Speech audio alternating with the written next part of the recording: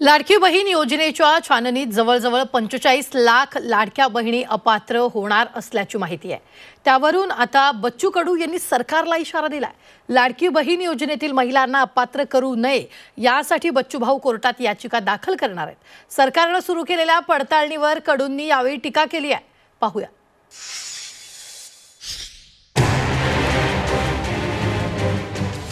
अपात्र बहिणींसाठी बच्चू भाऊ कोर्टात जाणार। बहिणींना अपात्र ठरवून अन्याय केल्याचा आरोप। निवडणूक आयोगाचेही बच्चू भाऊ दरवाजे ठोठावणार।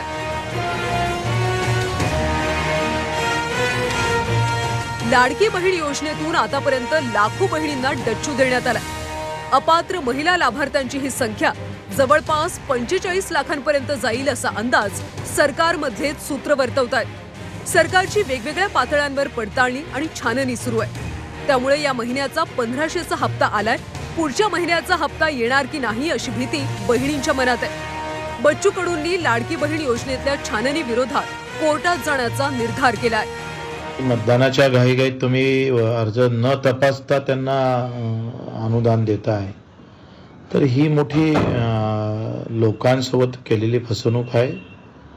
आणि अशा पद्धतीनं मतदानाच्या पूर्वी जणू काही खिशातले पैसे न देता तिजोरीतून पैसे देऊन जो काही करप्शन इथं सरकारनं केलं, त्यावर आम्ही निवडणूक आयोगाला पण एक तक्रार देऊ।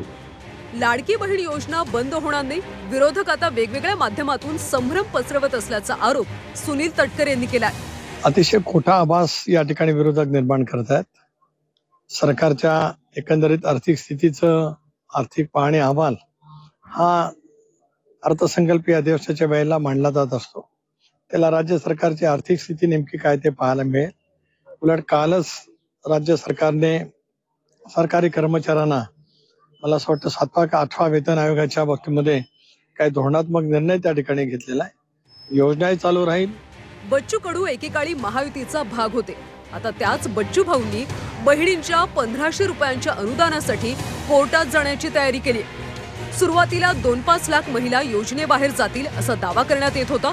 आता तोच आकडा 45 लाखांच्या घरात जाणार असल्याचं सांगण्यात येतंय। जेव्हा अंतिम छाननी होईल तेव्हा नेमक्या किती लाडक्या बहिणी लाभार्थी राहतील अशी कुजबूज आता सुरू झाली आहे। अनिरुद्ध दवाळे, झी 24 तास, अमरावती।